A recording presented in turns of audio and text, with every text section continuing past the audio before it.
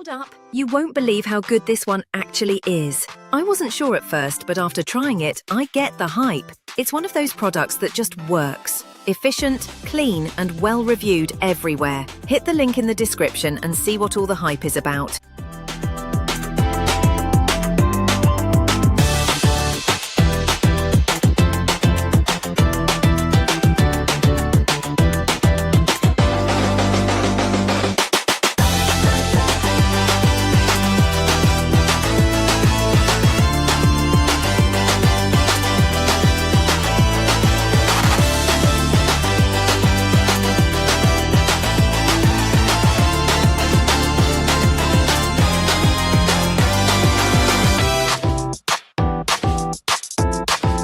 Hold up. You won't believe how good this one actually is. I wasn't sure at first,